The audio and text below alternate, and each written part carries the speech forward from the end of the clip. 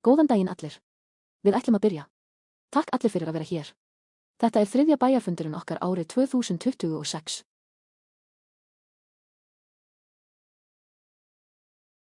Og styrkurinn óskaði eftir því að stjórnin héldi þessa bæjarfundi til að spyrja spurninga og leggja fram tillögur XA World Service.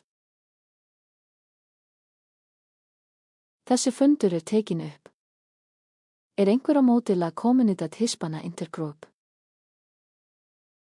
að birta hljóðupptökuna á YouTube-rásinni sinni? Ef einhver mótmælir, munum við ekki birta. Og nei. Veit ekki. Synd ef einhver mótmælir. Allt í lagi, engar athugasemdir. Samkvæmt stefnu XA World Service til La Comunidad Hispana mun Intergroup birta hljóðupptöku bæjarfundarins á ensku og spænsku.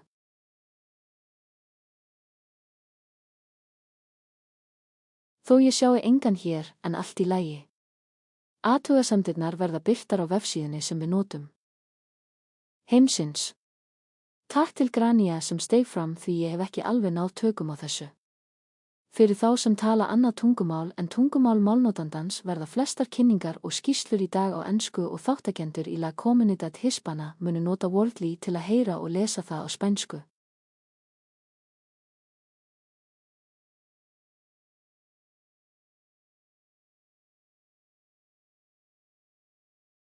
Vinsamlegast talaðu hægt og í fullum setningum með lágmarksslangri og slangumáli til að auðvelda Wordle að þýða fundinn þinn nákvæmlega.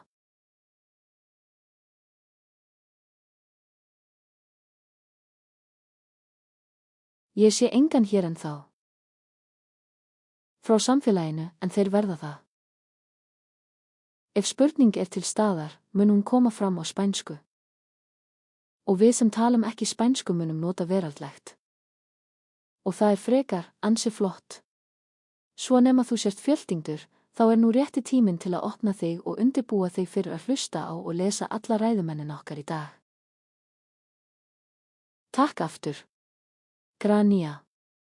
Allt í lagi, á þessum tímapunkti fundarins viljum við gjarnan bjóða öllum stjórnarmönnum sem eru hér að kynna sig með nafni ykkar, staðsetningu, bindindisdagsetningu, hlutverki og þjónustutíma.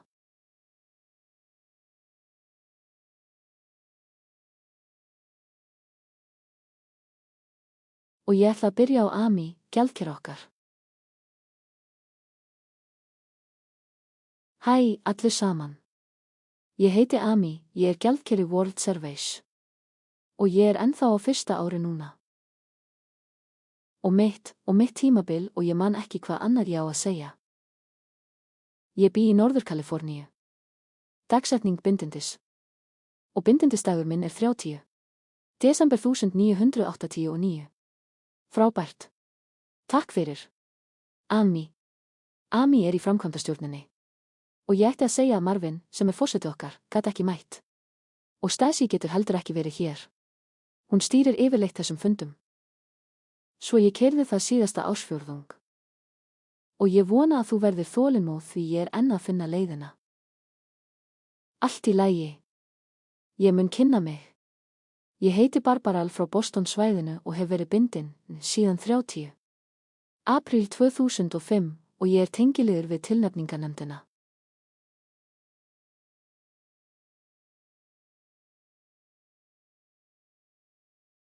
Og ég er á. Ég hef verið eins konar samtengiliður við Michelle frá Ísrael sem gat heldur ekki mætt í upplýsinganefndina í dag. Ég mun fjalla það síðar. Og ég er tengiliður við Northwest Intergroup. Hvað ef við förum til Peggy?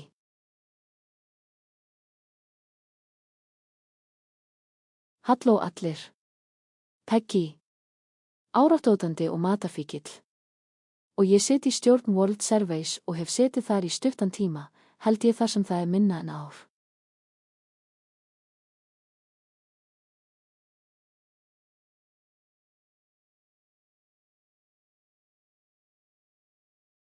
Og ég er tengiliður við bókmenntanefndina. En mikilvægara, ekki mikilvægara. Jafn mikilvægt er að eins og þið munið heyra í dag, er ég ásamt Barbarul meðformaður nýju vinnustofunefndarinnar okkar, sem þið munuð heyra í dag. Og bindindisdagur minn er 28. Desember 1989, 2 dögum fyrir systur mína, Amy. Jippi. Takk, Peggy. Og næst er það Karla sem er að gera frábært starf við að stýra. Svo takk fyrir. Karla. Hæ, ég heiti Karla og ég er stjórnarmaður og ég er næstum búin í 2 ár og ég er tengiliður við samskiptanefndina.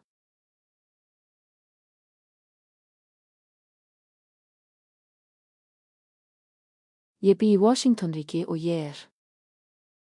Bindindisdagur minn er 31. Mars 2007. Takk fyrir. Takk fyrir. Karla og Jessica, komi inn. Hæ, allir. Ég heiti Jessica og ég hringi inn frá Jackson, Florida. Og ég fekk 7 í júní. Og ég er augljóslega nýr.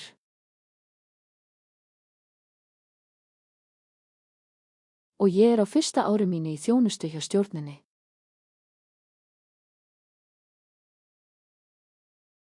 Og ég er tengiliður við símabrúarhópinn. Kærar þakkir. Takk fyrir. Jessica. Og næst er Deb. Komdu inn. Deb. Allt í lagi. Takk fyrir. Barbara. Hæ, allir. Ég heiti Deb frá Michigan og hef setið í stjórn skólans síðan í október, held ég, í fyrra. Ég er á fyrsta ári mínu, bindindisdagurinn minn er 8. Janúar 2020 og svo skall COVID á. Svo ég veit ekki góðar og slæmar fréttir, held ég, varðandi Greyshit og sjáum til, ég er frá Michigan og já, ég er tengiliður við vefsíðunefndina.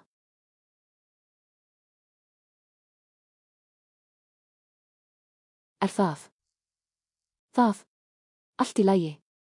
Ég held að þetta sé allt. Jæja, það er mikið. Takk fyrir þjónustuna. Næst er Leila. Halló allir. Ég heiti Leila, ég er í Bretlandi. Ég er áráttukendur átari og hef setið í stjórninni í rétt undir 8 vikur, mjög nýtt. Og eins og er ég tengiliður við evrópsku millihópafundina. En ég er ekki enn úthlutaður í nefnd. Svo þakklátt að vera hér. Takk fyrir. Leila. Og síðast en ekki síst, er Jen. Þarna förum við. Hæ, allir. Ég heiti Jen. Gerðu það sem við öll gerum. Ég sit í stjórninni. Og 1,5 ár, eitthvað í þá veru. Ég veit ekki hvað annað sem ég er að gera. Fyrirgefðu.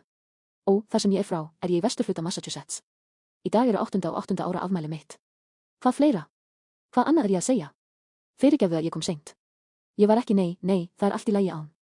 Það var í rauninni. Já. Allt í lagi. Aftur, takk til allra sem eru að veita þjónustu. Ég veit virkilega að ég mun endurtaka þetta oft, en það þarf vissulega heilt þorp til að halda þennan fund. Svo takk aftur Grónia fyrir veraldlega og Karla og Sharon sem buðu sig fram til að tímasetja, næst mun ég fara yfir dagskrána. Þetta er 90 mínútna fundur. Við kynntum okkur og tókum velkomin næstu 20 mínútur sem við byrjum að tímasetja leið og ég hætti að tala. Verða spurningar og endurgjöf í World Surveys og svo, hafðir þú spurningu, Peggy? Allt í lagi. Nei, fyrirgefðu, ég var bara að gefa höndina. Allt í lagi. Fyrirgefðu. Allt í lagi. Og svo er sérstakt umræðefni, sem eins og Peggy nefndi og er mjög spennt að kynna, er borðið.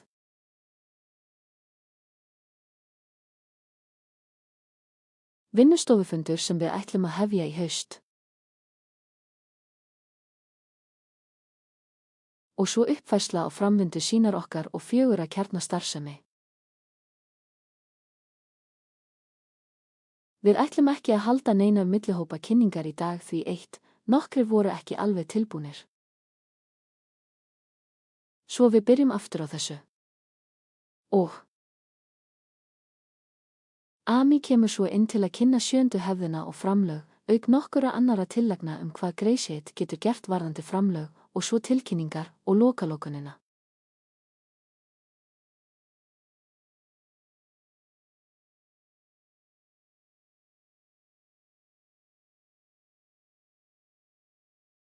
Eru einhverjar spurningar dagskrána? Allt í lagi. Svo við byrjum og Sharon, nú geturðu formlega ræst tíman í 20 mínútur. Og ef við förum ekki allan þennan tíma, þá byrjum við bara tíman aftur með næsta liði á dagskrá. Þannig að nú tíminn fyrir samfélagið til að spyrja spurninga. Eru eitthvað sem þeir vilja vita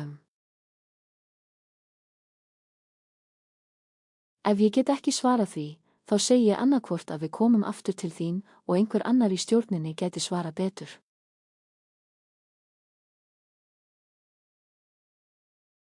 Svo ef einhverjar spurningar vakna, vinsamlegast réttu upp höndina á netinu til að tala og við fögnum öllu.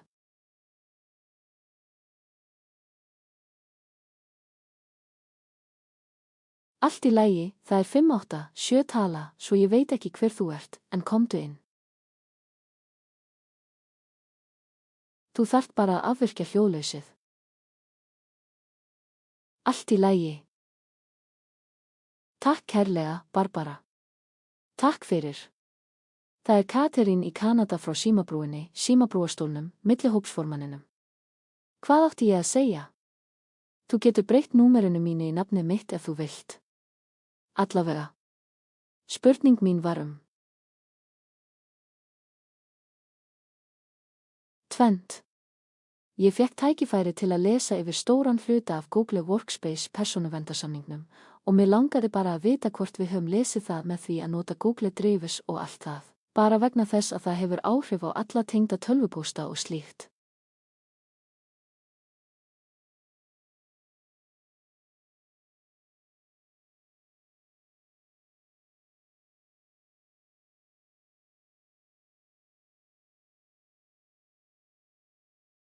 Svo það þessi hluti og hinn hlutin, og ég að velta fyrir mér hvort þetta tengist þessi nýja krafa að hafa.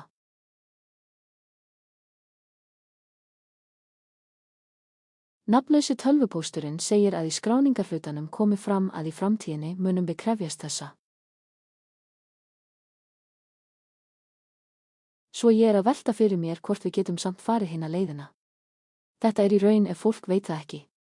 Og tengt því að skrá hóp eða uppfæra upplýsingar hóp, þá smá atriði sem segir, fáðu þitt. Fáðu nafnlausan tölvupóst í stað þess að fá eftirnafn eða fyrirtæki, svona hluti. Og ég skil aðdráttaraflið, ekki kynningu, samning og engin tengsl, allt það. En ég bara að velta fyrir mér hvort þetta tengist persónuverndarsamningnum með Google Drive, hvort það sé líka einhvers konar vernd fyrir það.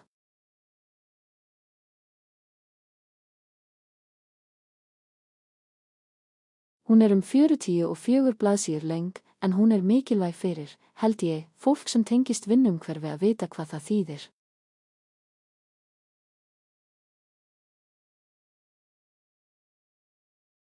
Tengist persónuvernd eða skorti á henni. Allavega, þetta það. Ef svo ef þú finnur spurningu eða svar þar, þá skaltu gera það. Jæja. Katrín, þetta var frábær punktur. Ég var að hlusta eftir spurningunni, en það frábært að nefna hana því ég viss að það einhverjir núna sem eins og hvað? Hvað þetta? Hvað ertu að tala Og ég ætla ekki að setja þig í hættu, en sem skrásetjari og fyrrverandi forseti ætla ég að setja þig í hættu. Ef þú getur gefið einhverja innsýn, þar sem varaforsetin okkar, sem gæti líka hjálpað, ekki hér. Takk fyrir. Takk, Barbara. Takk fyrir. Katrín. Krafan að vefsíðan innihaldi engar persónugreinanlegar upplýsingar meðlimi okkar algjörlega aðskilin frá því að Jesús notar Google Tól.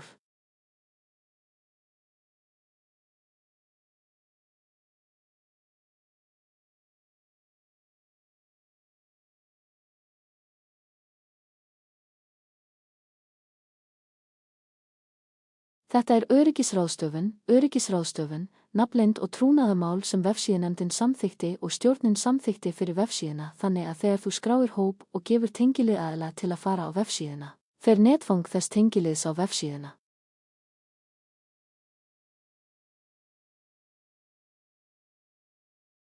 Og ef það stendur brianmatthews@gmail.com, þá er það of mikið af upplýsingum eða til að setja á netið. Þannig að það sem við biðjum er að þú fáir nafnlaust netfang, eitthvað eins og ireland@graceit.yahoo.com.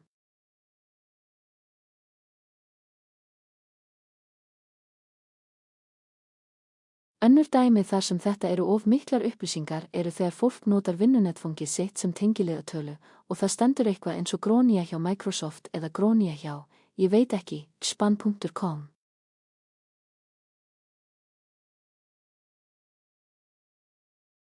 Þetta er því alveg sérstök krafa. Þetta snýst trúnað, nafnleynd, öryggi og velferð meðlima okkar.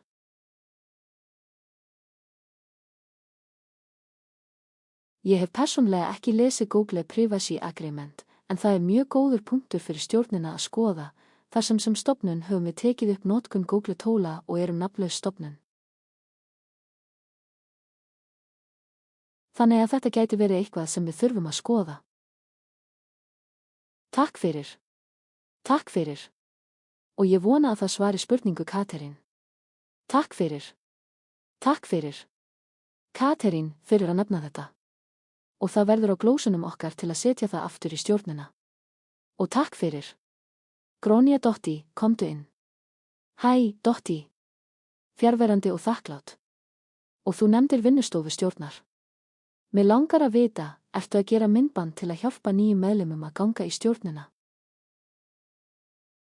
Væri það aðgengilegt fyrir aðildina sjálfa til að skoða og hljómar flott? Takk fyrir þá spurningu, Dotti. Og við munum gera það eftir þennan hluta. Peggy. Og ég mun í raun fara í smáatriði hvað þetta er og hver sýnin er. Og við erum í raun að biðja álit frá samfélaginu. Svo takk fyrir að nefna þetta. Og leið og Sharon segir, tíminn er búinn, förum við að því efni. Eru einhverjar aðrar spurningar? Svo við gætum verið að komast þangað fyrr en þú. Hugsaðu. Ó. Wendy, komdu inn. Þú ert þögull. Þú ert hljóðlaus. Wendy.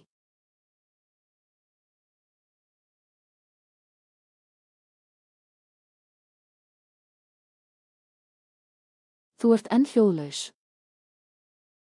Ó, þarna hefurðu það. Allt í lagi. Hæ. Ég er fjarverandi Graceit og ánægð að vera hér. Og ég hef 2 spurningar. Ég held ekki að það sé svar frá Tíbekit strax. Eitt snýst skilning á hefðunum.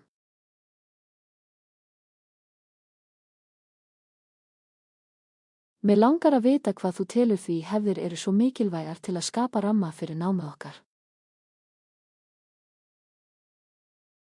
Þú telur það nægjanlegt að, segjum, lesa 12 og 12. Og hér er ég að vísa til að 12 og 12. Og mig langar að vita hvort þú treystir á þetta. Graceit 12 og 12 sem er mjög ólíkt kenningum og meginreglum frá Graceit og A.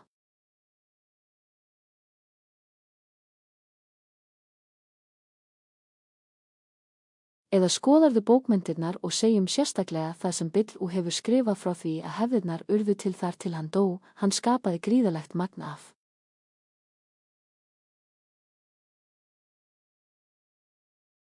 Athugasemdir þú veist, hluti sem hann gerði rétt, hluti sem hann gerði rangt. Og ég mæli ekki sjálfkrafa með honum. En ég held að hann hafi verið vitur maður og gagnlegur.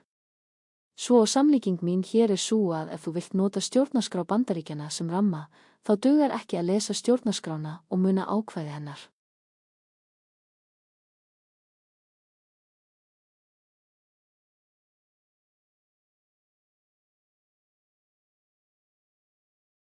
Það snýst miklu meira hvernig það hefur verið notað, hvað hefur gerst. Þannig að þetta er fyrsta spurningin mín. Og svo er hinn spurningin svo að fyrir 6 mánuðum nefndi ég eitthvað við trúnaðarmennina og spurði, fyrirgefðu, er það ekki? Nei, það er rétt. Ég, stjórnarmenn, leggjum til eitthvað sem ég hef talið mikilvægt lengi, möguleikan á að hafa samband við vísindasamfélagið sem rannsakar offitu til að taka Greyshit með í rannsókn sína.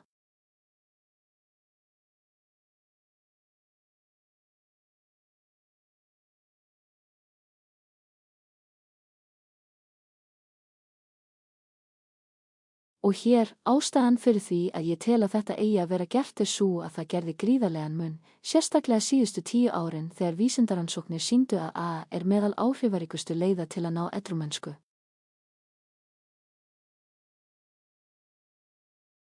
Svo þessi. Þess vegna spyr ég. Og það eru svo margir kostir. Aðalatriðið er það þarna. Við höfum mun betri möguleika á að fá skilning frá þessu samfélagi í heild. Af hverju vinnubrögðin okkar eru svo mikilvæg?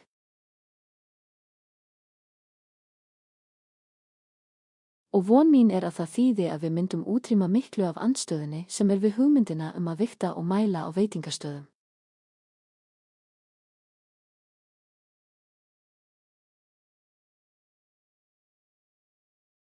Segjum að við hefðum veitingastaði sem samþyktu að vera Greyshit veitingastaðir og settu upp reglur til að auðvelda Greyshit að vega og mæla, því ég tel að vigtun og mæling leiði líklega til þess að margir missi bindinskap með tímanum, og læknar segi fólki að borða kolvetni.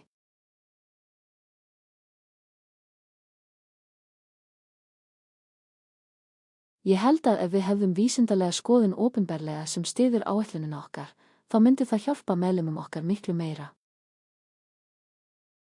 Þannig að takk. Þú, Wendy, þakkar þér virkilega fyrir bæði þessi atriði. Eitt þeirra, jæja, ég mun tala við báða. Ég er ekki viss hvort þeir svari spurningum þínum, en ég mun einnig vísa þér á hefðirnar og bókmenntirnar. Ég meina, hvað myndi ég svara við?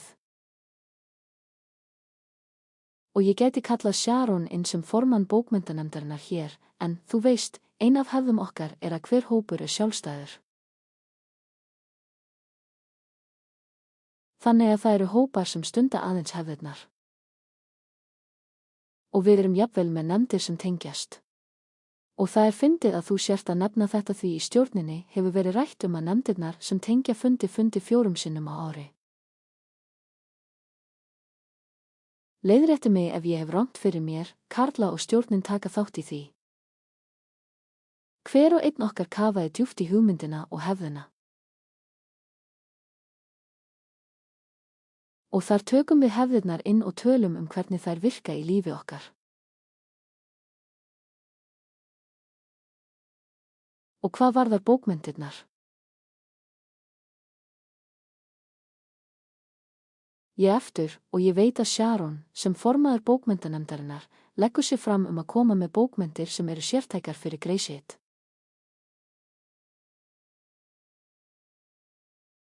Og, þú veist, fólk getur notað þau á fundunum eins mikið og það vill. Og það er samþykkt af stjórninni, alltaf því, og heimstjónustu. Svo ég held að ég vilji ekki ganga úr skugga að þú finnir að þér sé hlustað á þig, en mitt svar væri að við notum hefðirnar og bókmenntina eins og við, þú veist, viljum á okkar fundum. Fyrir utan nefndirnar sem tengjast. Peggy, ég vil að þú talir þetta. Leyfðu mér að halda áfram að númer 2 áður en ég kem aftur til þín. Þetta er frábær punktur. Og ég hvet ykkur, varðandi vísindasamfélagið, til að mæta á næstu upplýsinganefnd, því það er leið til að fá fólk saman og leggja sig saman, því ég tel það nauðsynlegt.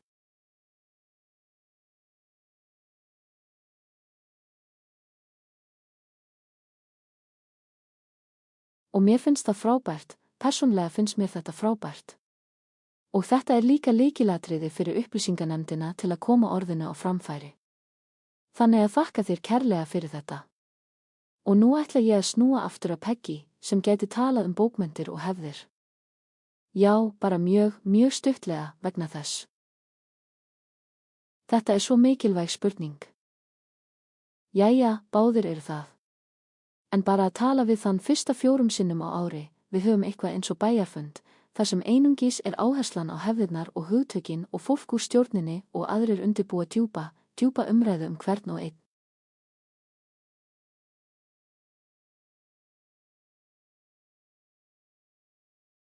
Og samt, fraus ég. Er ég frosin? Fyrirgefðu, iPadinn minn er að deyja. Ég verð að fara. Frjósið. Peggy. Allt í lagi. Því miður koma mjög fáir og það virðist. Og þetta er tækifærið til að ræða hugtök og hefðir og allt Greyshit samfélagið umfram það, eins og Barbara sagði. Svo þetta er allt umfram það. Það gerist innra með hverjum hópi hvort við lesum hefð eða ekki í formi. Svo, þú veist, eitt mikilvægt atriði er að hvetja Greyshit til að koma og ræða hefðir og hugtök. Takk, Peggy. Og Sharon, komdu inn. Hæ, ég heiti Sharon og er þakklátur meðlimur í félagsskapnum Abstinence. Svo kærar þakkir, Wendy, fyrir spurninguna þína. Og bara til þess. Bættu við gríðarlegu vinnunni sem fór í að framleiða 12 skref og 12 hefðir XA. Þetta voru ekki upplýsingar sem voru bara teknar úr loftinu.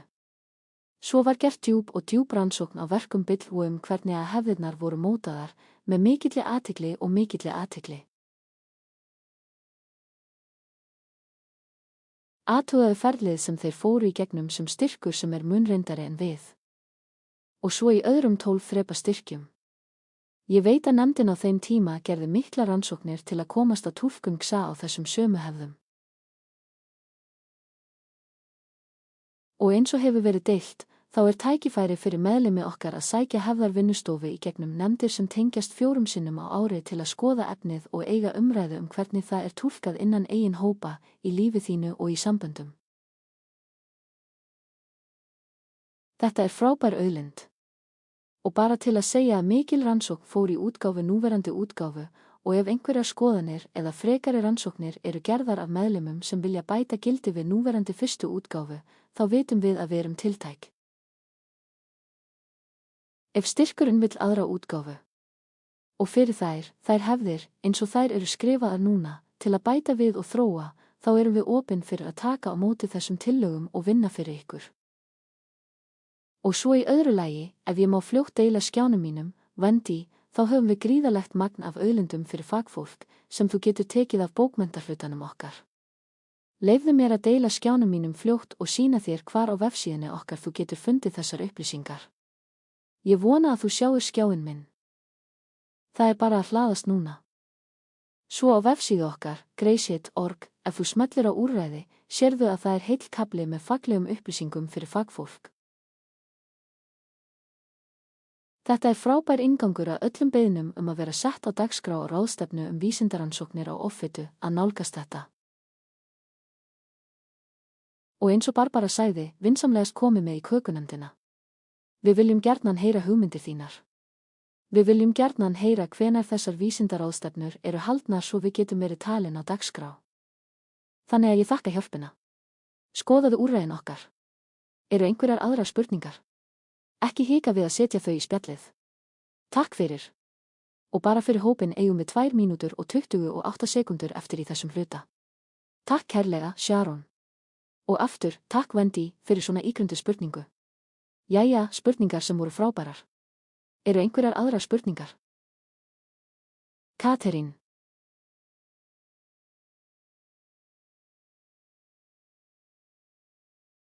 Þú ert ennþá þögull. Allt í lagi. Mér líkar ekki að sóa andanum. Allavega, ég bara þakka þér fyrir að láta mig vita, ég meina, allavega, ég vil bara athuga hvort það sé mögulegt að senda út boðskort.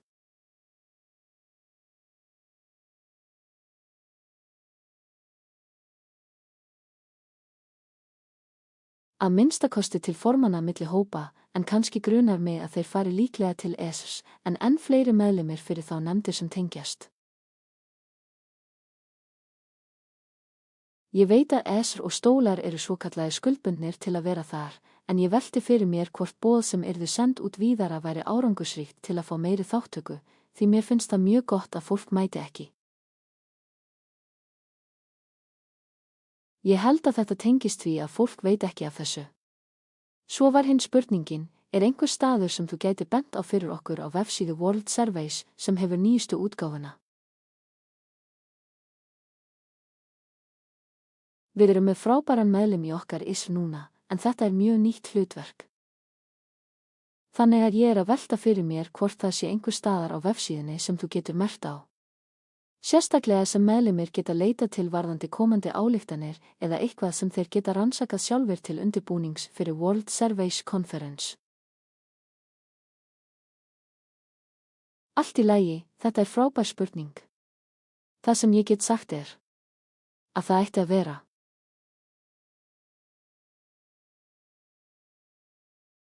Staður á vefsíðunni, og ég ætla bara að spyrja Karólín, komdu, ég ætla bara að spyrja, það voru nokkra spurningar þar. Svo áður en við tökum þig inn og ég veit að við eigum líklega 30 ára eftir. Svo ég ætla bara að tala það því að koma orðinu á framfæri virðist vera lykilboðskapurinn. Svo, Karólín, af hverju tekurðu ekki þetta? Já. Svo áður en við höfum ekki fengið efnið en yfirleitt löngu fyrir World Surveys ráðstefnuna, fáum við efnið og birtum það á vefsíðunni. Það er heill kafli á forsíðu vefsíðunar, það er kafli sem segir hvað er nýtt. Og við munum hafa fyrirsögn þar sem segir, lestu ályktanir fyrir komandi World Surveys og það verður allt tengt efni með þeim. Við gerum það ekki. Takk fyrir. Svo það kemur fljótlega. Fylgist með. Allt í lagi, Sharon. Og svo já. Og svo, þá er komið að því. Tími. Já. Allt í lagi. Fyrirgefðu. Við ætlum bara, ég meina, kannski höfum við smá tíma í lokin. Má ég segja eina setningu tímasetninguna?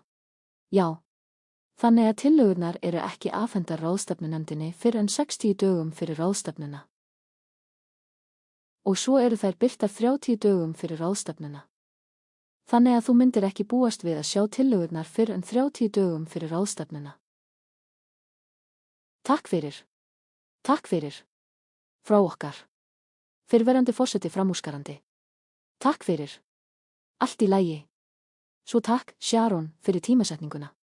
Ég ætla að biðja þig að stilla tíman aftur í 20 mínútur í viðbót. Og þetta er þegar Peggy og ég. En aðalega Peggy. Ég ætla bara að kynna mig. Við munum ræða þróun nýrrar vinnustofu sem stjórnin hefur samþykkt og vonum að verði vinsæll og vel sóttur mánaðarlegur viðburður.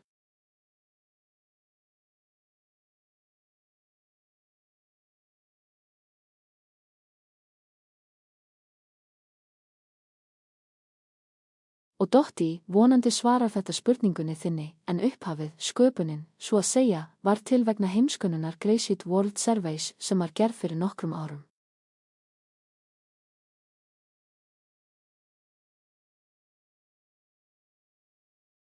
Sum ykkar muna kannski eftir því, og eitt af endurteknum þemum úr þeirri könnun var að það fannst eins og jafnvel þótt þetta væri bara skynjun, því fyrir okkur í stjórninni finnst okkur það vera það mikilvægasta.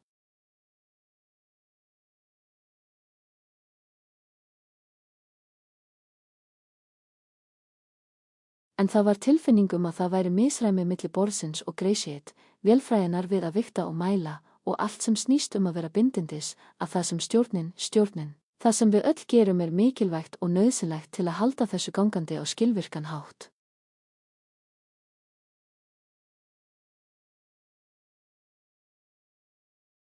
En að það þyrfti að vera leið til að tengja það sem stjórnin gerir og það sem við erum að gera í eldhúsunum okkar á hverjum degi.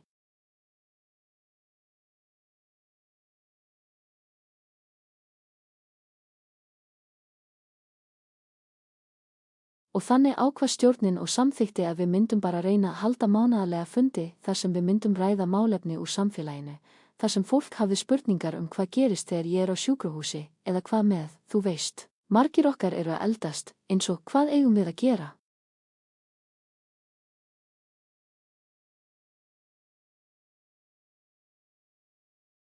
Hvað ef við eigum enga félaga? Ég meina, þetta er það sem við erum að vinna að. Við látum Peggy tala þetta, en við höfum þróað eins og fyrsta fjórðung fyrir þessa fundi.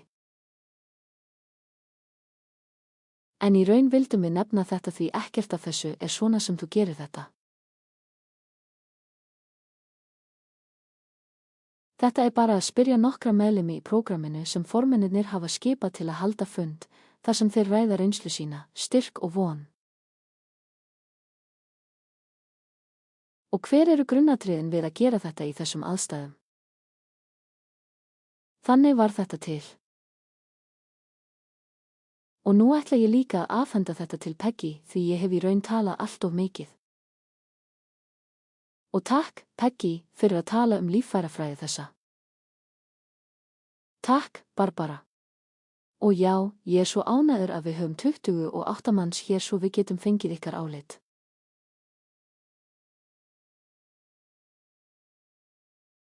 Þetta, eins og Barbara sagði, var innblásið af þeirri tilfinningu sem margir höfðu að það væri skriffinnska þarna uppi. Hvað í fjandanum eru þeir að gera? Og við erum hér að fara á fundi þar sem rætt hvernig eigi að borða ekki sama hvað. Svo við hugsuðum, vá, það eru svo margar leiðir til að færa fókusinn aftur að þriðju hefðinni. Þetta er prógram fyrir fólk sem vill hætta að borða áráttukennd og það er það mikilvægasta.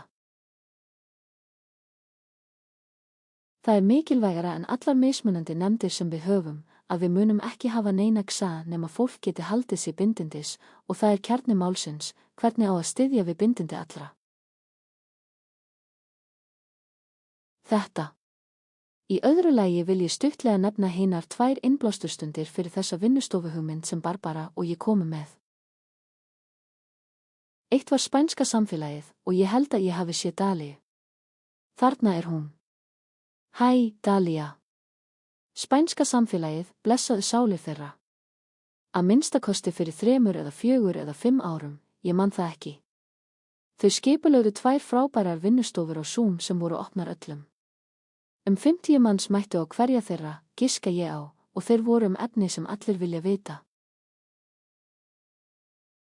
Sú fyrsta var hvernig á að styrkja og allir sem hafa einhver tíma styrt, sem eru flestir okkar, þekkja þá tilfinningu, hvað geri ég þegar styrtaraðili spyr mig eitthvað, ég veit ekki hvað ég á að gera. Og við vitum að við biðjum styrtaraðila okkar eigin styrtaraðila. En við erum ruglað, sérstaklega ef við erum nýbúin bindindi. Og auk þess var þetta vinnustofa hvernig á að styrkja. Og vinnustofa er öðruvísi en fundur. Og þetta er mjög mikilvægt fyrir hvernig við ætlum að gera þetta. Þetta verður ekki venjulegur Grace-fundur. Við ætlum að bjóða upp á samtal, ímyndaðu þér, því við viljum spurningar, við viljum að fólk geti sagt, hvað með þetta?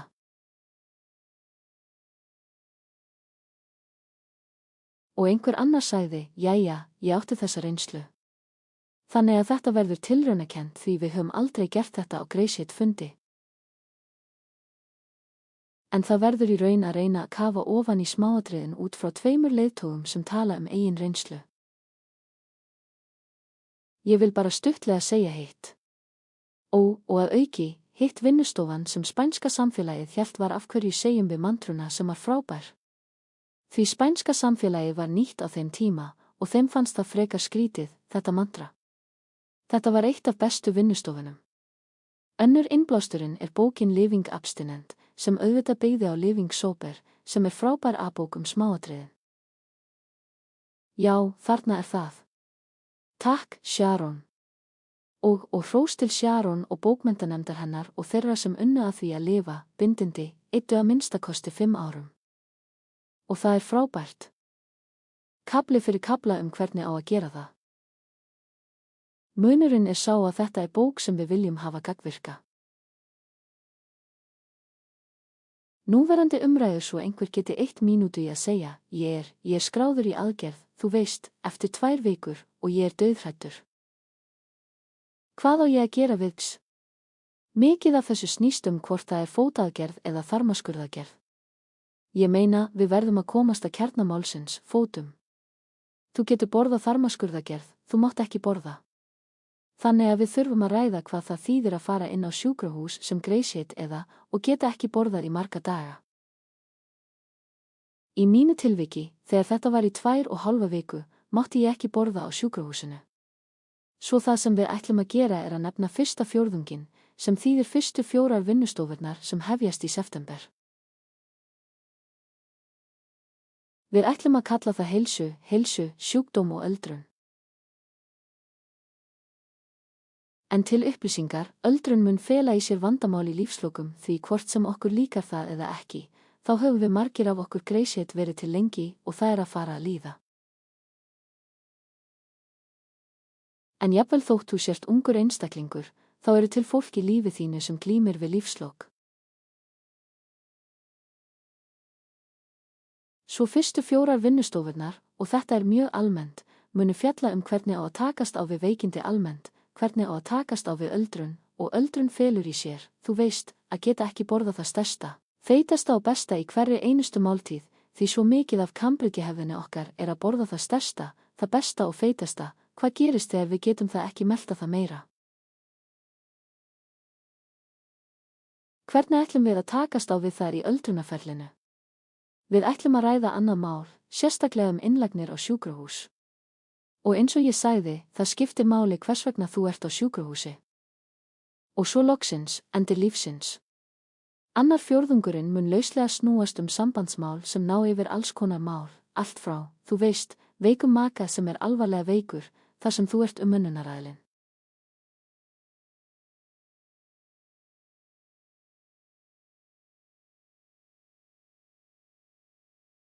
Hvernig tekst þú á við svona hluti, ef einhver er nógu ungur til að vera enn að deyta?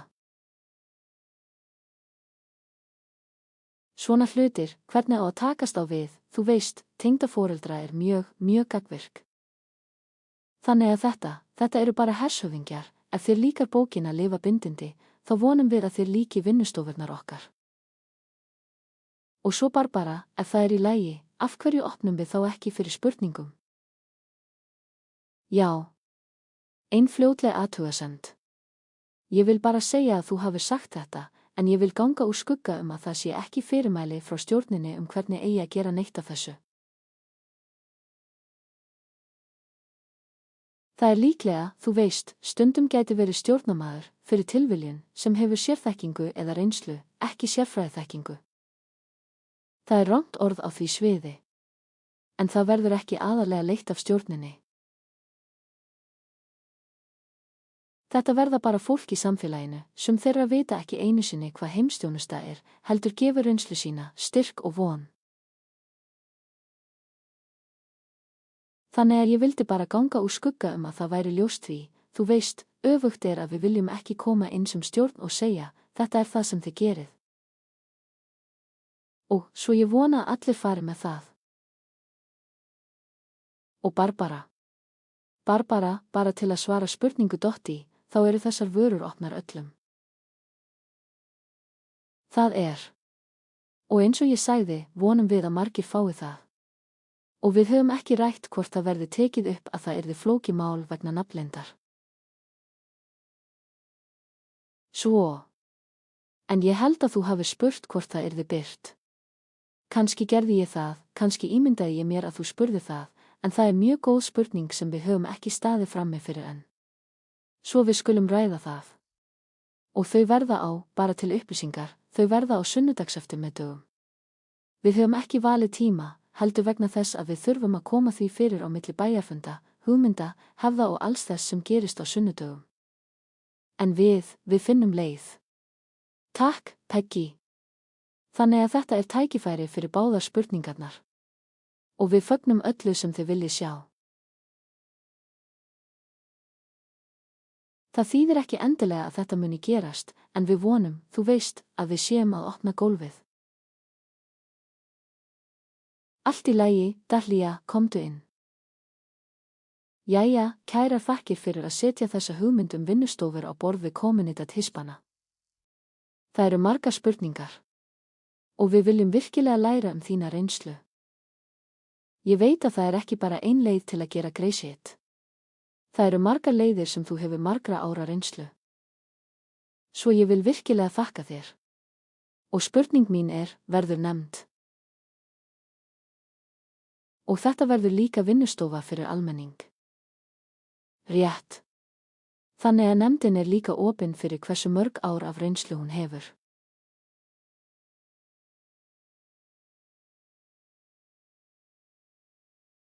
Svo ég get boðilega espana að vera hluti af þessari nefnd.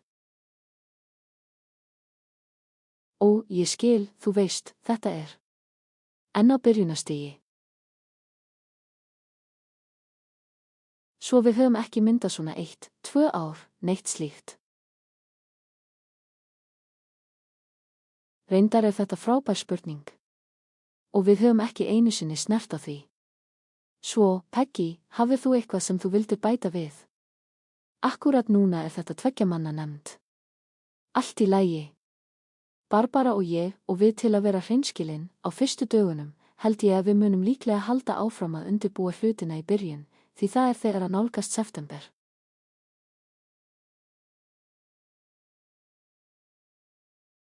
Og þú veist, jafnvel að skipuleggja fund með nefnd erfitt, en það eins og ég sagði, tilraunakennt.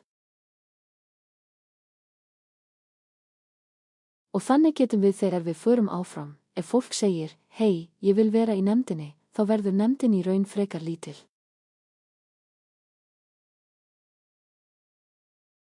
Allt sem við ætlum að gera að reyna að hugsa hverjir hafa verið á spítala fyrir þetta, hverjir hafa hjálpað fólki á sjúkrahúsinu, þú veist, að koma með hugmyndir hver myndi leiða hverja vinnustofu. En við erum alveg opin aðeins lengra fram á leiðinni þegar við náum tökum okkur á. Á þessari síðustu stundu. Við höfum verið að vinna að þessu, trúðu því eða ekki, í 6 eða 8, líklega 8 mánuði. Og hér erum við allt í einu, þú veist hvernig það gerist. En við verðum alveg opin fyrir.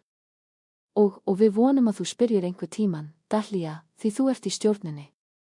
Svo við getum heyrt frá þér, eitthvað sértækara, eins og get ég boðið einhverjum að vera hluti af samfélaginu sem nefnir leiðtoga, svona.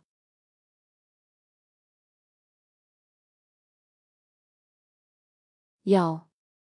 Og jæja, ég vil vita hvenær það verður vinnustofa svo ég get, allir koma hingað.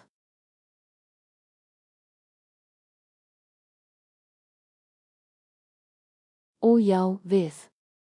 Það verður þegar við höfum stefnumót, tíma og Zoom, þá verðum við. Þú munt verða þreyttur á að heyra það því við erum. Við munum úthluta fólki til að tilkynna á hverjum einasta fundi. Og ég mun ná tökum á því. Furðulega það skuldbinding mín. Sharon. 5 mínútur. Allt í lagi. Takk fyrir. Kærar þakkir. Allt í lagi. Á þeim tíma höfum við Karlu, svo Katrín og svo Deb. Bara fljótt. Svo verður það einstaklingur með reynsluna eða hópur fyrirlesara. Og hver bindindiskrafa fyrir ræðumenn? Núna þetta uppbyggt þannig að 2 ræðumenn leiða saman. Og aftur, rétt eins og með nefndina, höfum við í raun ekki sagt hver raunveruleg krafa er. Ég bara að henda því. Ég myndi giska á að það væri að minnstakosti ár, en við höfum ekki rætt það enn. Og þetta eru 2 aðskilin atriði, ekki satt. Þú heyrir þetta sem 2 aðskilin atriði. Einhver sem vill ganga í nefndina og einhver sem verður það. Ég heyri það. Já. Takk fyrir. Já. Katrín. Takk fyrir. Ég óhljóðlaus. Kærar þakkir. Takk, allir saman. Frábær hugmynd.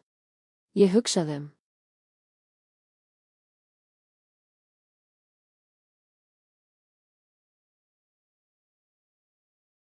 skýringaskjal Graysitt og hvernig það var að hluta til gert til að skapa einingu, stuðla að einingu. Og ég bara að velta fyrir mér hvort. Þetta hljómar eins og þetta hafi mikinn möguleika, en það hefur það líka.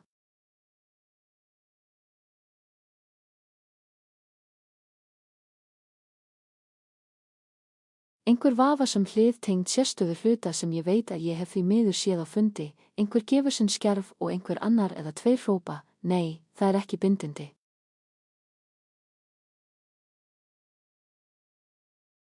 Skilurðu hvað ég meina? Svo þetta var fyrir nokkru síðan, en höfum við hugsað það?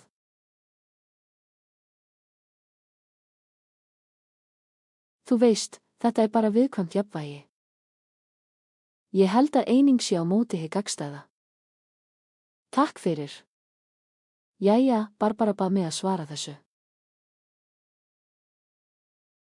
Ég ætla að vera, þetta verða mjög viðkvæm mál fyrir suma okkar.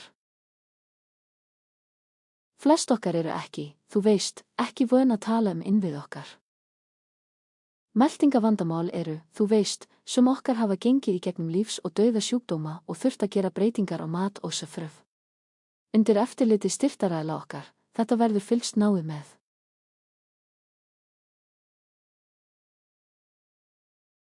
Það verður engin staður fyrir neinn að öskra á hvorn annan.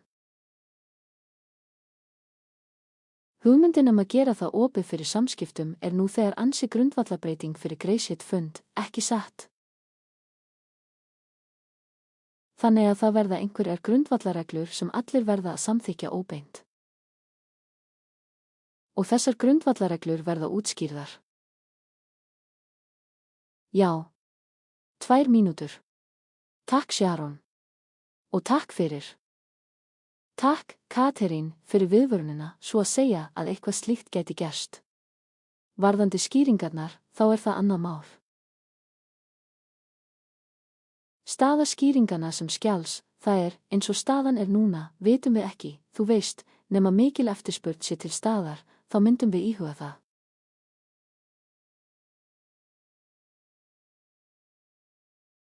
En það er eitthvað sem við sjáum ekki fyrir okkur vinnustofu sem einbeitir sér að skýringum, því það hefur sitt eigið líf, sína eigin sögu.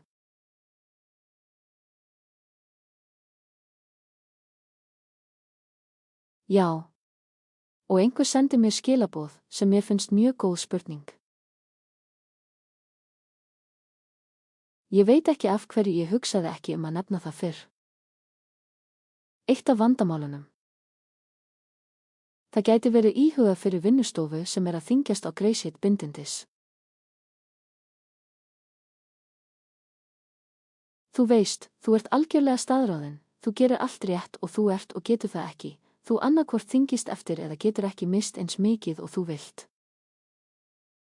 Það væri mjög gott þema í vinnustofu því ég veit að margir glíma við það.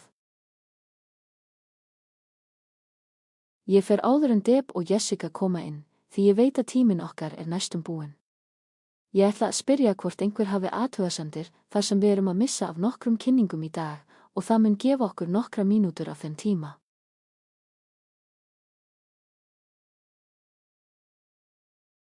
Ef við getum lengt þetta samtal 5 mínútur í viðbót. Er einhver sem hefur athugasemdir við það? Allt í lagi. Svo Sharon, takk fyrir. Ef þú gætir endurræst tímamælinn og þá heyrum við frá Deb, Jessica og Amy. En áður, Deb, þarf ég bara að leggja inn $0,02 mína varðandi Katrines, veistu, hvort það muni sameinast eða skiptast. Þetta snýst mat. Og þetta er líka til skýringar, þessi fundur til þessa er. Spurðu alltaf styrktaraðilann þinn, svona. Það er markmiðið.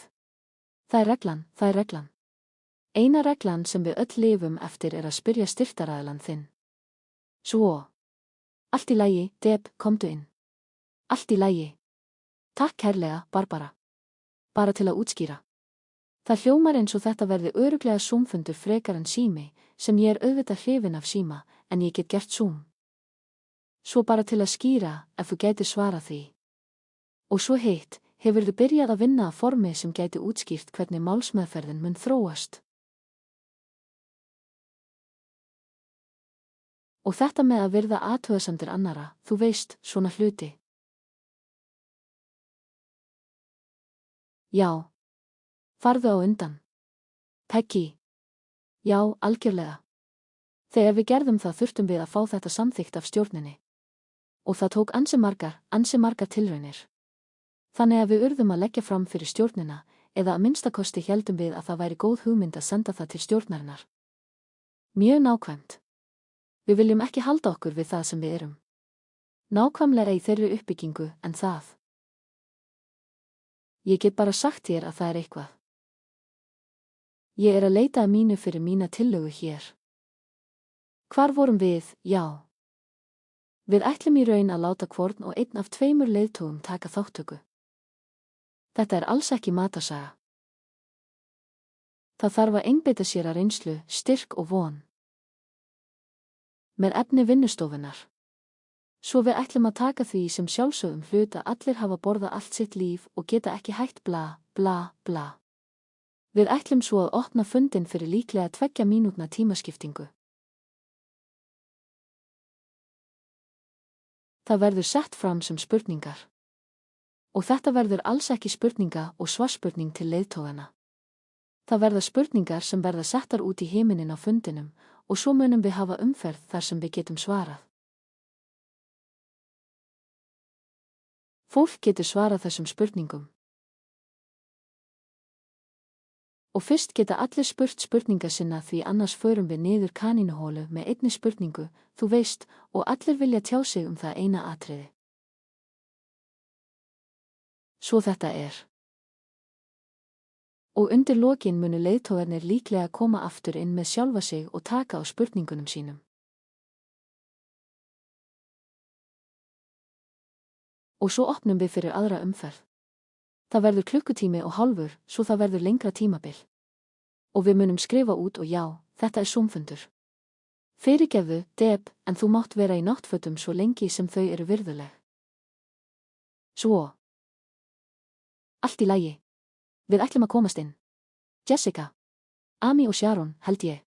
Takk fyrir. Ég vona að þetta svari spurningunni þinni. Deb. Jessica. Já. Takk fyrir. Takk kærlega. Og takk fyrir allt ykkar starf til allra því þetta mjög spennandi fyrir mig persónulega.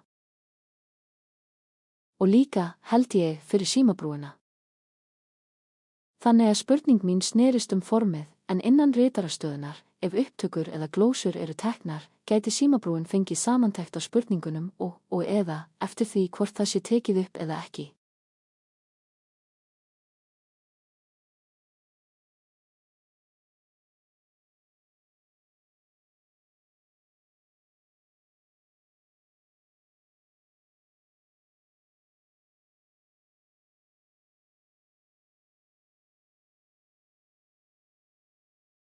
Vegna þess að fyrir viðskiptafundi okkar og einnig erum við að vinna að þjónustuspilunarlínu fyrir símabrúina. Svo jafnvel þótt þetta sé ekki allur fundurinn, heldur það eitthvað slíkt sé mögulegt. Algjörlega. Ég bara að segja það. Þú þarft ekki að svara núna. Og svo var hitt sem ég var mjög forvitin varðandi símabrúina, hvort möguleiki væri á að hafa gamla kynslóðina, þá urðum við bindindis. Svona gerðum við. Ef þú vilt, þá verðum við að gera það sem við gerum fyrir símabrúina því við erum eins konar hlið fyrir marga nýliða. Og það felur í sér mikið af styrktarælum nýliða. Þannig að þetta borið áfram frá ætt af.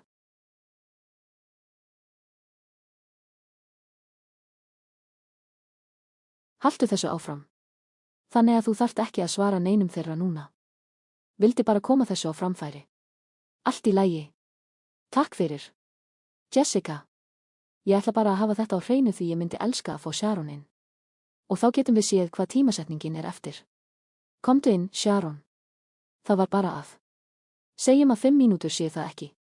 Og líka. Bara til að muna, það spurning í spjallinu frá Andi í Frakklandi sem hefur ekki verið svarað enn. Já. Spurningin. Jæja, við klárum þetta bara. Takk, Sharon. Anne spurði hvort við gætum nefnt mat á þessum fundi og ég held að það hafi verið það sem hún spurði. Og já, við erum það, því við verðum ekki til staðar. Það verður samtal hvorn annan. Þetta öðruvísi tegund af fundi. Og við munum, sérstaklega varðandi öldrun, heilsu og innlögn, fólk geta spurt matinn, smáatriði.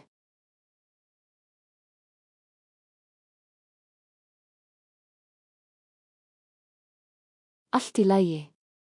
Svo förum áfram. Ég þakka öllum fyrir alla þeirra tillitssemi og opinskátt. Og, þú veist, stjórnin gerði virkilega frábært starf við að meta og koma tilbaka með breytingar. Og það í raun til að færa þetta nær samfélaginu í heild. Og það tilgangurinn. Svo við höldum áfram núna og förum þangað sem við eigum nokkrar auka mínútur, sem ég þakka ykkur öllum fyrir að samþykja. Uppfærslan á sýninni og 4 kjarnahlutverkum. Marvin ekki hér í dag til að ræða heiðarleika Grace Hit-verkefnisins, en hann greindi frá því síðast. Á síðasta fundi, og við munum ganga úr skugga að í þessum eftirfylgni athugasemdum verði skilaboð frá honum. Sharon, fannst þér eins og, viltu taka nokkra mínútur til að tala stöðu bókmenntanefndarinnar eða? Frábært. Allt í lagi. Stilltu tímamælinn fyrir þig. Hversu langan tíma ætti ég að stilla það á? 5 mínútur. 5 mínútur. Allt í lagi. Svo. Hæ, allir. Ég bindindis. Með náð Guðs. Ég frábær og þakklátur meðlimur þessa félagsskapar. Ég á 3. ári sem formaður bókmenntanefndarinnar. Það sannur heiður og forréttindi. Þetta lið. Þetta liðsvinna. Við fáum leiðbeiningar frá World Surveys Conference hvað félagi vill þetta og vill framleiða í bókmenntum. Svo við fylgjum fyrirmælum þínum. Við erum ekki að starfa sjálfstætt. Við tökum ekki bókmenntaákvarðanir sem við höfum tekið úr loftinu. Við fáum leiðbeiningar frá þér, frá ráðstefnutillögum sem koma til okkar með ýmsar hugmyndir til að gera alls konar hluti. Við skoðum þessar tillögur. Þeir fara á fundi formennsku og mál. Þau fara einnig til stjórnar trúnaðamanna. Ef við fáum grænt ljós í gegnum það ferli, þá fer tillagan svo til ráðstefnunar í október til að félagsskapurinn geti greitt atkvæði. Svo til að vera alveg uppfærð, við erum nú að vinna í sögubókinni. Við leggjum öll okkar úrræði í að reyna að koma þessari sögubók á lokastig. Hann hefur dregist áfram í yfir 10 ár núna. Ég held að ráðstefnan hafi beðið að þessi sögubók yrði gefin út árið 2013 og vegna skorts á sjálfboðaliðum og samfellu og fólks sem kom og fór, gekk ekkert áfram. En þessi nefnd leggur nú alla sína orku og öll sín úrræði í að færa þessa sögubók í lokastig.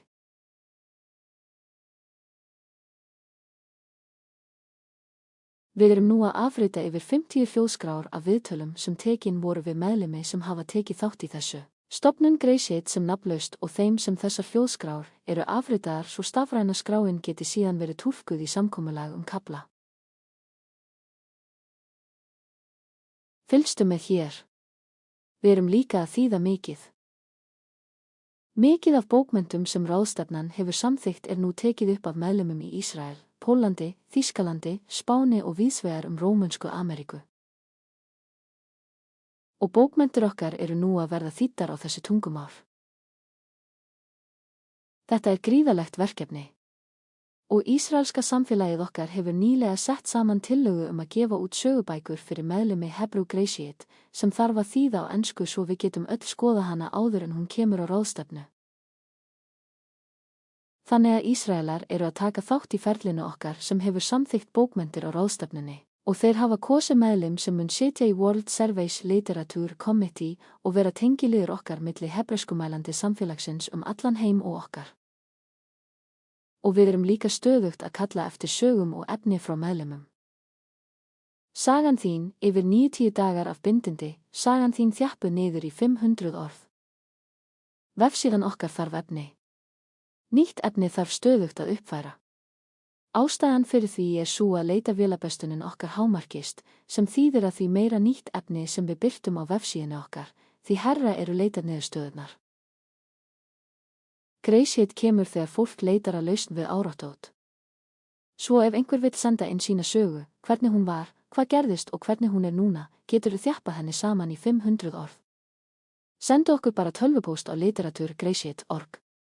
Og undirnefndin okkar, sem skoðar þetta verk, mun skoða skrifin þín og vinna með þér að því að fá eitthvað birt. Ég held að það sé það. Ég á 1 mínútu og 20 sekúndur eftir.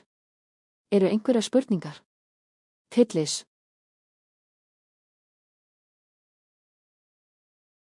Takk. Er beiðnin hæfni eða sögur?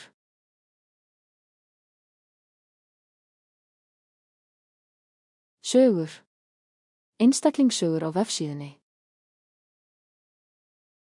Ég hef ekki einu sinni heyrt neitt biðja að eitthvað verði sent inn í langan tíma. Svo það er frábært.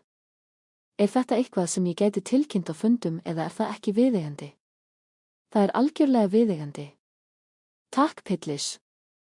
Og við höfum verið að hrópa til félagsins í nokkra mánuði á þessum bæjarfundum, í nefndum, tengst við formenn. Þess vegna höfum við beðið ISR að fara aftur í millihópinn. Þannig að ef millihópurinn þinn hefur ekki ISR og ISR mætir ekki á fundina, þá er það þar sem samskiptabilun á sér stað. Svo vinsamlegast. Já, láttu það vita. Takk. Mættu á fundi þar sem þeir eru og enginn hefur tilkynnt það fyrir innsendingar. Það er sorglegt. Allt í lagi. Takk fyrir. Flem, þú getur borið eldinn. Takk, Pillis. Takk, allir saman. Eru einhverjar aðrar spurningar? Takk fyrir. Sharon. Frábært. Vá. Þið eru að gera svo mikið. Allt í lagi, næst munum við heyra frá Karólín og vefsíðunefndinni. Get ég fengið skjádelingu, vinsamlegast? Formaður meðstjórnandi. Nú, Karólín. Allt í lagi. Sjáum til.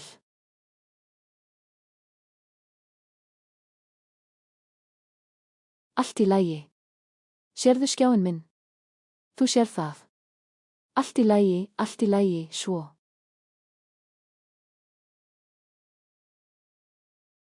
Frá byrjun sjáu þið öll skjáinn minn.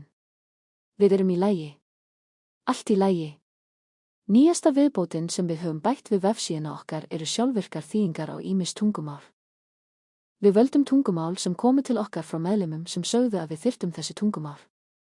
Tæknilega séð erum við 2 vefsíður þessa dagana, svo það eru 2 mismunandi vefsíður. Svo á aðalforsíðunni er þessi valmynd. Efst til vinstri eru litlir fánar, enska, franska, þýska og svo fröf. Og svo. Dagatalsflutin er sérstök vefsíða. Úps, ég verð að fara tilbaka. Og fyrirgefu, ég fór bara á rangan stað. Og á þeim hluta er það efst í hægra horninu og það eru ekki litlu fánarnir. Það sýnir bara nöfn tungumálana. Og þetta er svolítið þróunarferli. Þetta er vélþýðing. Auðvitað höfum við ekki starfsfólk sem þýðir hvert orð, en viðbrögðin sem við höfum fengið eru að þetta sé ansi gott. Það var eitt tungumál sem þeir sem töluðu það tungumál töldu þýðingarnar mjög lélegar og við tókum það niður að þeirra beiðni. Og við getum haldið áfram að bæta við eða draga frá tungumálum að beiðni fólks. Og, þú veist, þetta er bara hluti af því að gera vefsíðuna okkar og félagsskapin okkar aðgengilegri öllum hinum stóru hlutunum sem ég hef deilt þetta. Ég held að síðasta bæjarfundurinn, en ég mun deila því aftur, sé að við höfum nýtt dagatal og skráningakerfi. Svo fundirnir, þú veist af hverju það skiptir máli. Þú veist, fundirnir eru hjarta samfélagsins okkar og dagatalið er það sem flestir frétta af þeim. Þannig að fundir birtast nú í staðbundnu tímabelti fólks. Hópskráning er einfaldari með, þú veist, strömlínulagari uppfærslum. Eins og alltaf ferð þú í Greyset.org til að finna fundi og smellir á finna fund og stundum þarftu að endurnýja vafran þinn til að sjá hann í þínu staðbundna tímabelti. Það er lítil skilaboð þarna sem segir þér frá þessu og það eru margar leiðir til að leita funda eftir tegund fundar milli hópa, fókusformi, málmyndavél kveikt eða slökkt og svo fröf. Á fundasíðunni eru fleiri tenglar hægra megin áminningu hvernig á að fá lykilorð eða pinnúmer. Það er skýrslan, málefnasíða, sem er mikilvægt að vita af ef eitthvað slæmt kemur upp. Og hópskráning er einnig einfaldari og einfaldari. Þið vitið það, þetta er eins konar 2 þrepa ferli, en þau eru stutt skref. Áður var þetta langt og þunglamalegt skref. Ef þú biður uppfærslu, gefðu okkur upplýsingar fundinn svo við vitum hvað fundurinn þinn er. Svo þú veist, segir frá því þegar það hittist. Og þú veist, hvaða millihópur er þetta eða bara hvað sem er, við sendum þér hlekk sem leyfir þér að sjá núverandi skráningareyðublað fyrirfram fyllt út með öllum upplýsingum og þú þarft bara að breyta því sem öðruvísi. Þessi ferill getur tekið nokkra daga eða nokkra daga því, þú veist, við höfum mannlega sjálfboðaliða á bak við margt af þessu. Svo það er það. Og svo höfum við þessar tilkynningar vandamál. Staður til að smella á ef þú sérð einhver vandamál. Við höfum átt í vandræðum með vefsíðuna undanfarið þar sem fólk sem hefur eins og Norton vírusvarnarforritið hefur stundum bent á vefsíðuna okkar sem vandamál. Venjulega vandamálið ef í stað þess að skrifa bara ingratiate.org tegund, þarftu að skrifa, þú veist, efst stendur /, sett sá eftir fyrir sekur og það leysir oft vandamálið. Við lentum nýlega í vandamáli þar sem öll vefsíðan þurfti að fara aftur í stöðu 1. Maí. Þannig að í 3 eða 4 daga vantaði allt sem hafi borist síðan 1. Maí. Og svo fengum við allt aftur upp. Þannig að veftæknin okkar er svolítið gömul. Það er mögulegt að á einhverjum tímapunkti þurfum við að koma til stjórnarinnar og biðja peninga til að gera ítarlegri endurskoðun á undirstöðunni. Hreinskilnislega sagt, þá er þessi tækni mér ofviða. Ég treysti á launaða starfsmannin okkar og líka yndislegu Sally, en þær báðar hafa áhyggjur af því að við séum að byrja að lenda í ýmsum vandamálum með, þú veist, innviðum og. En það er fyrir annan dag. Þannig ég opinn fyrir spurningum. Jessica. Allt í lagi. Fyrirgefðu. Ein spurning enn. Ég þarf ekki svarið núna. Karólín, ég er ánægð að hitta þig seinna svo ég taki ekki tíma. En spurning mín er sú að fyrir símabrúna höfum við nokkur. Fundir sem eru ekki skráðir eða birtast ekki á fundinum.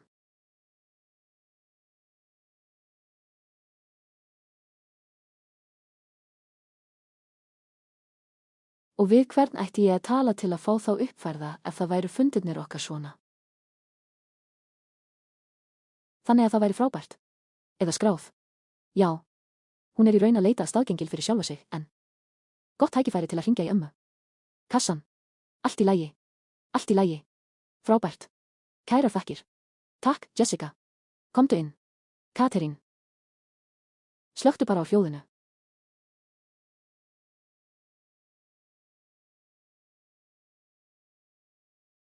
Takk fyrir. Ég hef gert þetta áður. Ó, vá. Allavega, takk Jessica fyrir það. Ég er formaður millihópsins. Við gerðum það. Við nefnum það á millihópafundinum. Ég þakka það. Ég vil segja skjóta. Hvað var það hér? Ó, já. Ég tengdi bara við vefsíðuna okkar. Ég velti fyrir mér, vitum við það? Ég held að þú vitir það. Er Jesús eða er hreyfingi átta kannski í framtíðinni, ef við gerum það ekki nú þegar, eigum við þá þjónin sem við erum á? Veit einhver það? Veistu? Ég geri það ekki. Ekki.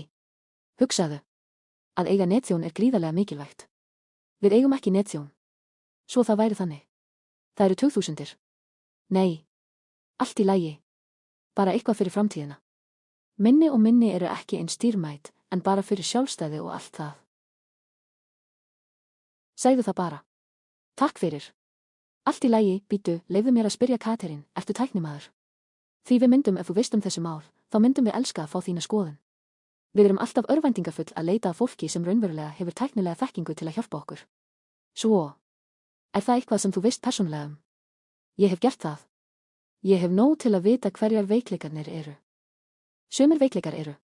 Það er allt. Allt í lagi. En takk fyrir. Ef ég gerði það, myndi ég stökkva inn, trúðu mér. Allt í lagi. Katrín. Ami, þú hafðir athugasemd. Allt í lagi. Nei. Allt í lagi. Allt í lagi. Eru einhverjar aðrar spurningar til Karólín? Takk fyrir. Karólín. Þetta var frábær uppfærsla. Allt í lagi. Næst kemur frá upplýsinganefndinni. Og Michael gat ekki verið hér. Svo ég ætla bara að gefa mjög stutta uppfærslu. Þetta er skuldbundin nýr hópur og við erum öll spennt að dreifa boðskapnum.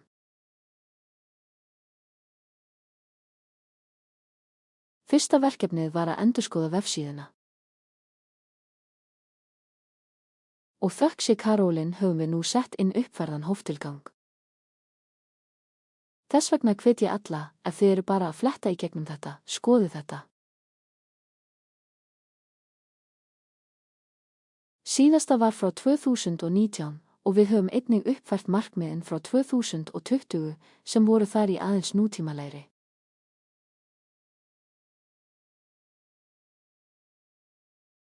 Við höfum kosið það sem hópur núna og ég ætla að senda það til Karólin í þessari viku til að uppfæra.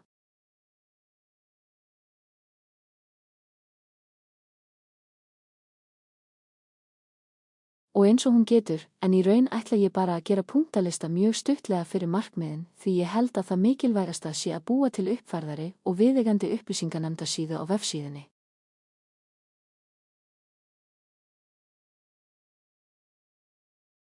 Þannig að það er það sem við erum að vinna að. Birtu opinbera upplýsingafundi mánaðarlega á öllum samfélagsmiðlasíðum og á fundi meðlima fyrir sig, svo við getum haldið áfram að stækka upplýsinganefndina.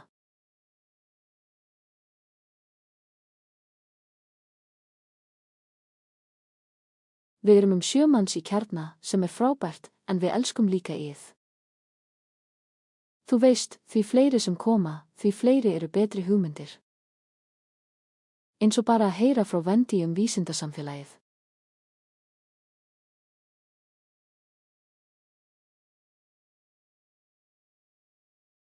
Þannig mun það halda áfram að auka þátttöku okkar, sem aftur mun skapa meiri sýnileika út á við og bara finna aðra 12 þrepa fundi og heimsráðstefnur þeirra þar sem við getum sett upp borð, spurt fólk sem fer á aðra fundi hvort það sé allt og sumt.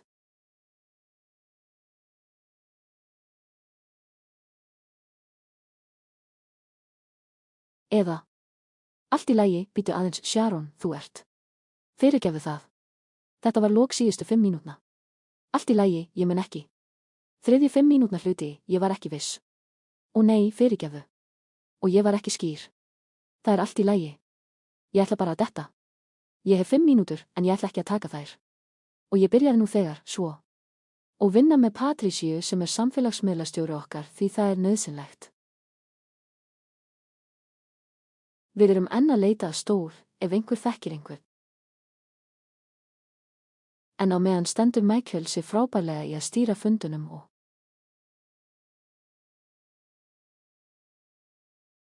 hvað fleira? Ég held að það hafi verið nokkurn veginn það. Svo vinsamlegast, ef þú hefur einhverjar hugmyndir, þá er til opinber upplýsingapóstur sem ég mun setja í spjallið leiðir til að ná til samfélagsins.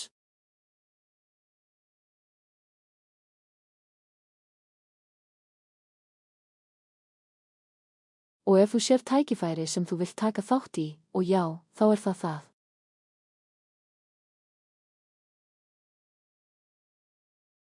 Ef einhverjar spurningar eru til staðar. Þetta. Allt í lagi.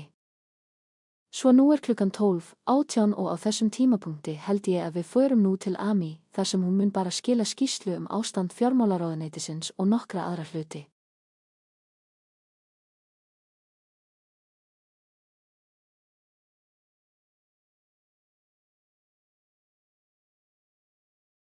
Amy. Já. Þetta er mjög stutt. Ég vildi. 5 mínútur. Já. Ó. Já, nema spurningar komi upp, þá tekur það ekki svo langan tíma. Ég vil segja að ég tók stöðuna sem gjaldkeri því ég var svo ráðvilltur hvert peningarnir fóru. Og það var mjög óljóst fyrir mér. Svo ég get sagt þér að peningarnir fara í mjög grunnatriði sem við þurfum til að reka þetta, þessa stofnun.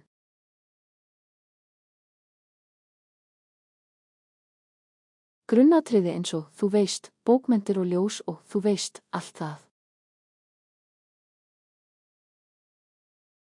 Þannig að ég vildi segja að fyrst, sá persónulegi sem nefndi, erum við á réttri leið hingað til á þessu ári hvað varðar 7. hefðina okkar, framlög innan fjárhagsáætlunar. Ef árið heldur áfram eins og það hefur gert, munum við ná fjárhagsáætlun okkar og líklega fara fram úr henni. Þannig að þetta er hluti af jákvæðum fréttum. Og ég held að fólk sé ég meina, það getur aðeins þýtt að fólk sé að grafa aðeins dýpra og muna að gera það, sem þangað sem ég vil fara næst. Það sem ég finn sjálfur, í minni eigin reynslu, með því að vera á Zoom-fundum, sem þar sem við erum oft. Það ekki eins og áminningin að gefa 7. hefðinni ekki svo sama og í fundi augliti til auglitis þar sem körfan var áður. Þó við tilkynnum það og setjum það í spjallið, þá það samt smá þar sem fólk enn að koma sér fyrir á fundinum og hugsar ekki mikið það. Svo ég vildi mæla með einhverju sem, nú þegar ég í þessu, sé ég marga gera, sem endurtekin framlög. Þannig að ef þú ferð á 2 fundi í viku og vilt bara vera settur í það sem skiptir þig máli fyrir þá 2 fundi, settu það upp sem endurtekna gjöf. Og það eitthvað sem þú getur gert með PayPal. Og ef þú ferð á vefsíðuna okkar sérðu hvernig þú getur gert það. Ef þú ferð bara á vefsíðuna okkar og aðalsíðuna, þá bara að gefa og svo 7. hefðin. Og svo þarftu að sýna þér hvernig á að gera endurtekna framlög. Og þá þarftu ekki að hugsa það. Og svo hitt sem kom upp, sérstaklega í anda 1. fjórðungs vinnustofufunda okkar, þú veist, heilsa, veikindi og lífslok, þú getur líka farið, þú getur líka munað greiðsett nafnlaust í erfðaskráni þinni.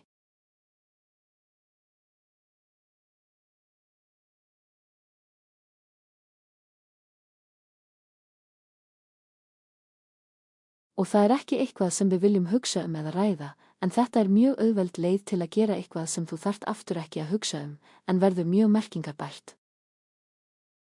Hámarkið á því $8.000. Þannig að þetta mjög lítil upphæð því þetta lítil stofnun og við viljum ekki taka of mikið frá einum einstaklingi.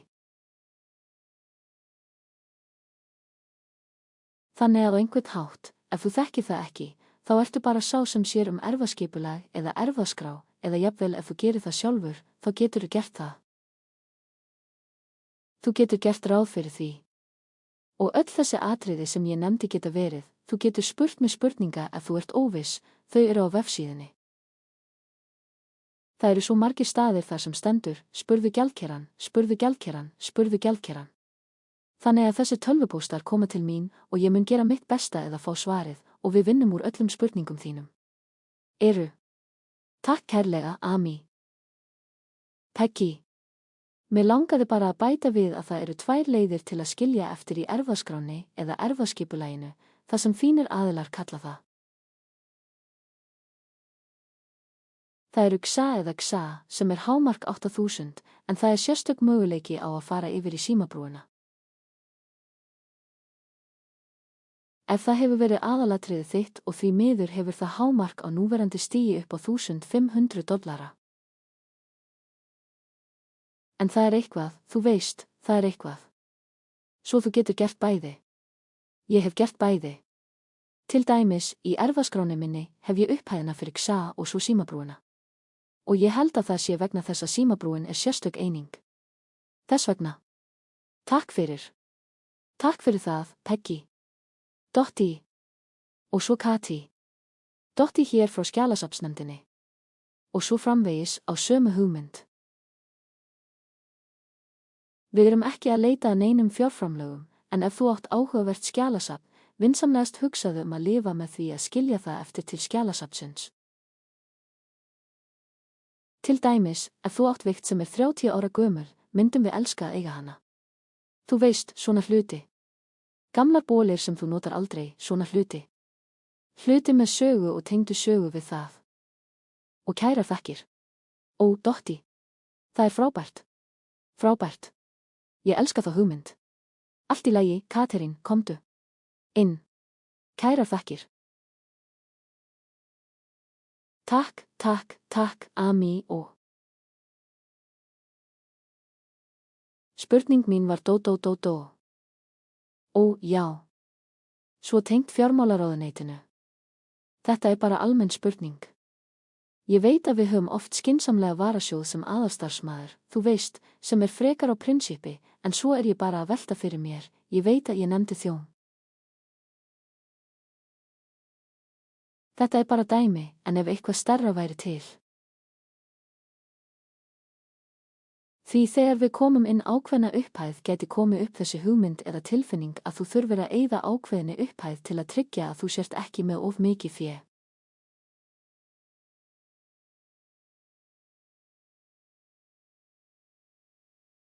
Þannig að í því tilfelli að kaupa eitthvað eins og netþjón eða eitthvað slíkt, þú veist, var ákveðið fyrir okkar framtíðarhag eða hvað sem það var, styrkur þar sem innborgun var lögð inn, eins og þú veist, hvað sem er. Eins og greiðsla á höfuðstólinn af þeim kostnaði gæti hjálpað í þeirri stöðu.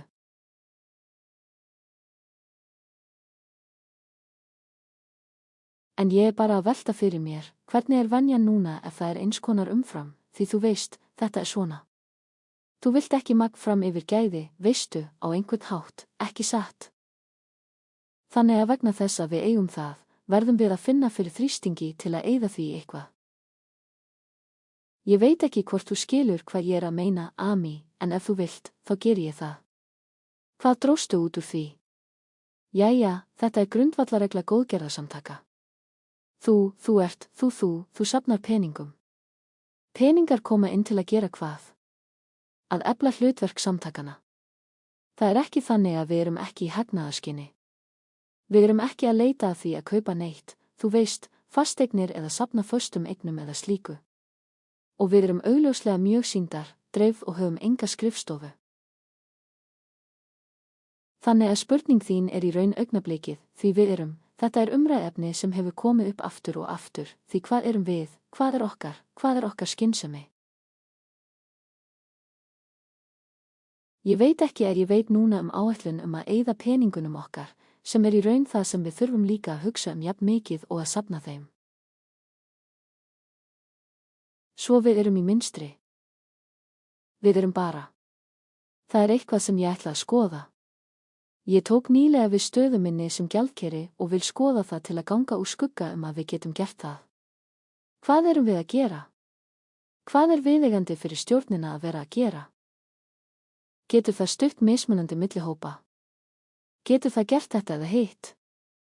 Ég þarf að læra eitthvað á þessari braut. Takk fyrir. Amy. Allt í lagi, allir. Jæja, við höfum 3 mínútur til að klára þetta og ég vil þakka öllum aftur, Grónia, fyrir að gera veraldlega hlutan og þáttökuna og Karlu fyrir að stýra og Sharon fyrir að vera gestgjafi. Næsta bæjarfundur verður árið 2027 ákveðinn. Við munum sjá til þess að allir fái nægan fyrirvara. Og miðað við það sem ég hef lesið verða oddárin 2027 haldin á laugardögum í ár því jöfn ár eru á sunnudögum.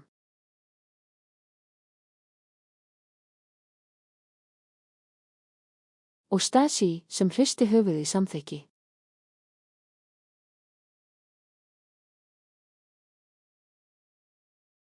Og ég vil bara segja að stjórnin er frábær og ég veit að ég segi það ekki því ég er í henni. En þú heyrir að við erum tiltölulega ungur hópur og allir hafa komið með orku, spennu og frábærar hugmyndir, og ég vildi bara skilja okkur eftir með þá hugsun.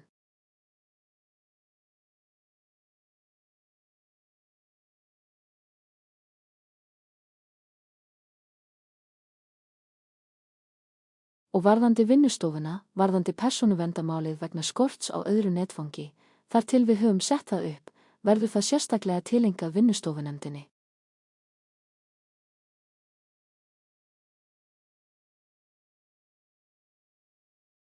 Ef einhver hér hefur einhverjar hugmyndir áður en við fáum opinberan tölvupóst sem er nafnlausari, mun Peggy setja inn í spjallið. Netfangi mitt og sum ykkar hafa það. Ef þú hefur einhverjar hugmyndir hvað þú vilt sjá. Svo ég gleymdi bara að bæta því við varðandi hvað gerist þegar við komum af þessum fundi.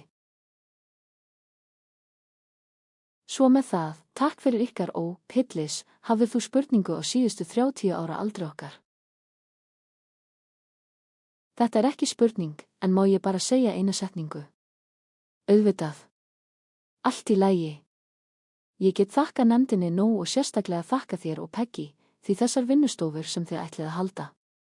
Ég bað bókstaflega New York Roundup Committee, sem ég sat í mörg ár og elskaði umferðina, en vegna þessa yfir 400 manns komu aftur á 90. Áratugnum og snemma árs 2000, bað ég nefndina og var hafnað á hverjum tíma. Við viljum ekki hugsa um það. Við viljum ekki hugsa um það. Jæja, það eru 20 ár síðan, og þá var komin tími til að hugsa um það. Svo hrós til ykkar tveggja. Þú ert snillingur. Frábært. Jæja, á þeim nótum, bæti ég bara við töflunni. Heyrði hvað samfélagi vildi. Svo takk fyrir ykkur öll. Með öllum sem vilja afþakka þögnina. Og við munum ljúka með friðarbæninni. Guð. Guð. Guð. Gefðu okkur ró til að samþykja það sem við getum ekki breytt. Hugur ekki til að breyta því sem ég get. Og viskan. Viska til að þekkja munin. Haltu áfram að koma aftur. Vinnið, allir. Takk fyrir.